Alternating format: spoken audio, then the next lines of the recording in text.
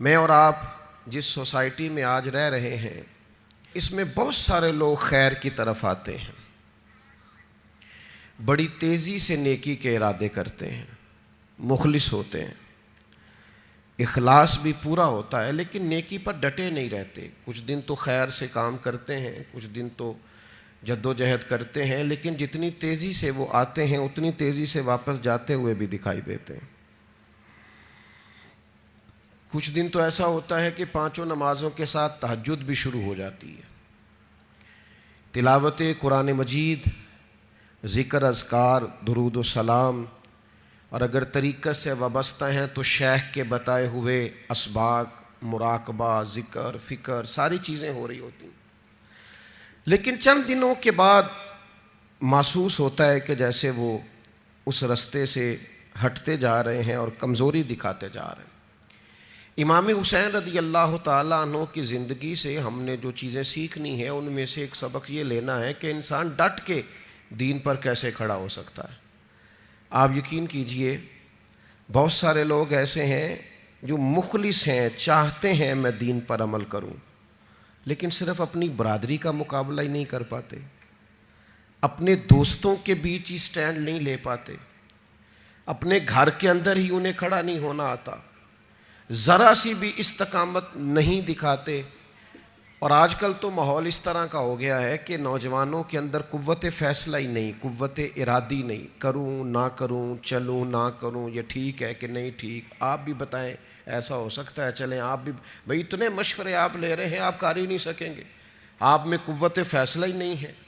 آپ نے طے ہی نہیں کیا آپ نے کس رستے جانا ہے، تو منزل کب آئے گی؟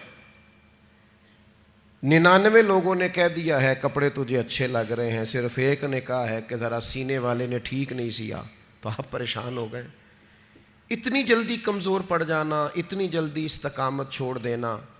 اور پھر ایک طبقہ ایسا بھی ہے جو بڑا باصلاحیت ہے، بڑی زبردست طاقت رکھتا ہے، کام کرنے کی ہمت رکھتا ہے، وسائل بھی ہیں، ذرائع بھی ہیں، سلیقہ بھی ہے، شعور بھی ہے، نہیں ہے تو استقامت نہیں ہے۔ چونکہ استقامت نہیں ہے تو ساری صلاحیتیں ہونے کے باوجود وہ لوگ کبھی کامیاب نہیں ہو سکتے، کیونکہ ان کے پاس استقامت ہی نہیں ہے۔ اللہ تعالیٰ نے قرآن مجید کے اندر اس بات کو بیان فرمایا ان الذین قالوا ربنا اللہ ثم استقاموا۔ یہ قرآن مجید کا ذرا انداز کریمانہ دیکھیے، فرمایا بے شک وہ لوگ جنہوں نے کہا اللہ ہمارا رب ہے، ثم استقاموا، پھر وہ ڈٹ گئے، جم گئے اس بات پر اللہ ہمارا رب ہے، پھر اس پہلو پر پورے طور پر وہ کھڑے ہو گئے، تو یا اللہ انہیں کیا ملے گا؟ فرمایا تتنزل علیہم الملائکہ، ہم ان کی مدد کے لیے فرشتوں کا نزول فرما دیں گے،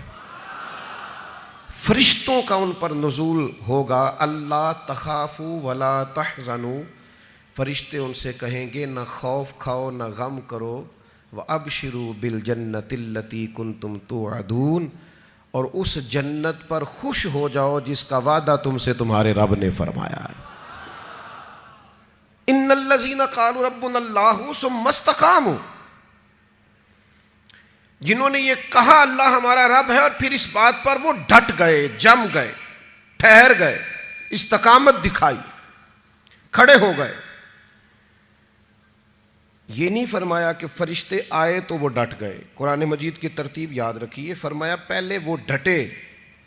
ثم استقاموا، پہلے وہ ڈٹے، جب وہ ڈٹ گئے تتنزل علیہم الملائکہ، پھر اللہ نے ان کی مدد کے لیے فرشتے بھی نازل فرما دیے۔ پہلے تمہیں ڈٹنا ہے، فرشتے بعد میں آئیں گے،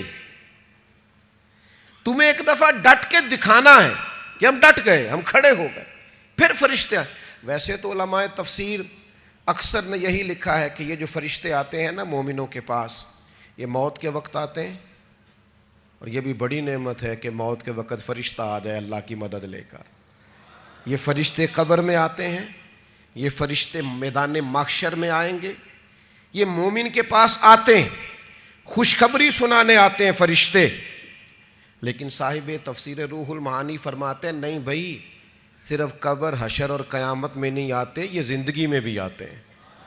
یہ مومنوں کے سینوں کو کشادہ کرنے آتے ہیں، انشراح صدر دینے آتے ہیں، انہیں تسلی دینے آتے. تم خیر کے کام پہ نکلے ہوئے ہو، اللہ تمہاری مدد کرے گا، ان کے سینوں کو ٹھنڈا کرنے آتے ہیں.